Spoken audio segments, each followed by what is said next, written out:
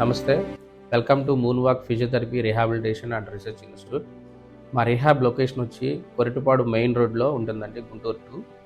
ఈరోజు టాపిక్ వచ్చి మెడ నొప్పి ఎందుకు వస్తుంది, ఎలా వస్తుంది, సర్వైకల్ పెయిన్ అంటాం, దాని ఎందుకు వస్తుంది అనే దాని గురించి డిస్కస్ చేద్దాం. మెడ నొప్పి అనేది ముఖ్యంగా 3 కారణాల వల్ల రావచ్చు.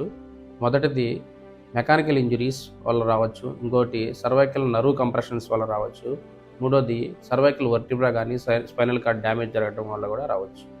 ఈ mechanical injury of cervical spine అంటే మనం ఎక్కువగా over usage of the cervical muscles, అంటే మజిల్స్ కండరాలు అనేది స్ట్రెయిన్ అవ్వటం వల్ల కూడా, అలానే స్పాజం రావటం వల్ల కూడా. అది ఎందుకు జరుగుతుందంటే ఎక్కువగా ఓవర్గా మనం స్మార్ట్ ఫోన్స్ యూజ్ చేయటం వల్ల కానీ, ల్యాప్టాప్స్ ముందు కూర్చోవటం వల్ల కానీ, ఎక్కువగా టీవీ చూడటం వల్ల కూడా మెకానికల్గా మన సర్వైకల్ స్పైన్ డ్యామేజ్ అవ్వటం వల్ల ఏమవుతుందంటే మజిల్ అంతా కండరాలు పట్టుకుపోవటం వల్ల కూడా మెడ నొప్పి అనేది రావచ్చు.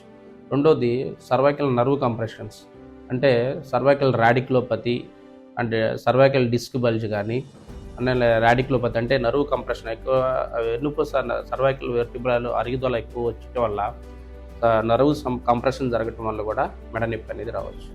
మూడవది ఏంటంటే cervical vertebra damage and spinal cord damage, అంటే ఎనీ ట్రోమా కండిషన్స్, ఎక్కువ యాక్సిడెంటల్ అలాంటి కండిషన్స్లో ఏంటంటే వర్టిబ్రా ఫ్రాక్చర్స్ రావటం వల్ల కానీ, ఇంకోటి అసాల్ట్ ఇంజరీస్ జరగటం వల్ల కూడా స్పైనల్ కార్డ్ ఇంజరీ కూడా మనకి మెడ నొప్పి అనేది ఎక్కువగా రావచ్చు.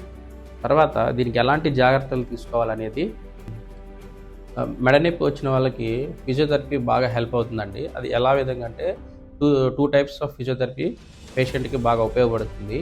మొదటిది ఏంటంటే ప్యాసివ్ ఫిజియోథెరపీ, రెండోది ఎలక్ట్రోమొడాలిటీ యూజ్ చేయటం వల్ల దానివల్ల కూడా పెయిన్ అనేది తగ్గించవచ్చు. ప్యాసివ్ ఫిజియోథెరపీలో ఫిజియోథెరపిస్ట్ ఏం చేస్తారంటే మనకి మెడకు సంబంధించిన కండరాలు టైట్ అయిపోవటం వల్ల నొప్పి వస్తుందని చెప్పాం కాబట్టి, ఆ టైట్నెస్ని తగ్గించడానికి తన హ్యాండ్స్తో సాఫ్ట్ టిష్యూ మొబిలైజేషన్ చేసి పెయిన్ని తగ్గిస్తారు. అలానే మజిల్ యొక్క యాక్టివిటీస్ టైట్నెస్ని తగ్గించేసి నెక్ మొబిలిటీ ఎన్హాన్స్ చేయడానికి బాగా ఉపయోగపడుతుంది. సో ఆటోమేటిక్గా పెయిన్ తగ్గిపోతుంది. రెండోది ఎలక్ట్రోమొడాలిటీస్, అంటే నర్వ్ కంప్రెషన్స్ జరగటం వల్ల కూడా పెయిన్ వస్తుందని చెప్పాం కాబట్టి, ఆ నర్వ్ కంప్రెషన్స్కి బెస్ట్ రిజల్ట్ ఏంటంటే స్పైనల్ డీకంప్రెషన్ థెరపీ అని ఉంటుందండి. ఎక్కడైతే స్పైనల్ నర్వ్ మీ దగ్గర కంప్రెషన్ జరిగిందో మెడ దగ్గర, అదే పాయింట్ దగ్గర మన స్పైనల్ డీకంప్రెషన్ థెరపీ అనేది non surgical spinal decompression therapy అనేది పేషెంట్ దాని మీద మిషన్ మీద లైట్ పొజిషన్లో పడుకోబెట్టి కంప్రెస్ అయిన డిస్క్ని డీకంప్రెషన్ చేస్తాను. ఇట్ ఈజ్ అడ్వాన్స్డ్ అండ్ త్వరగా రికవరీ అవ్వడానికి మంచి టెక్నిక్ అండి. అది ఈ విధంగా చాలా హెల్ప్ అవుతుంది. అలానే ఆఫ్టర్ దిస్ సెక్షన్స్ ఇది చేసిన తర్వాత ఏంటంటే మన మెడ చుట్టూ ఉండే కండరాలు మజిల్ స్ట్రెంత్ రావటం కోసం కొన్ని ఎక్సర్సైజులు మీకు ఫిజియోథెరపిస్ట్ గైడ్ చేస్తారండి. నేర్పించడం వల్ల మీరు ఆ ఎక్సర్సైజ్ రోజు ఎర్లీ మార్నింగ్ ఈవినింగ్ కంటిన్యూగా చేస్తే ఏమవుతుందంటే మెడ నొప్పి అనేది మళ్ళీ రాకుండా ఉంటుంది. Thank you.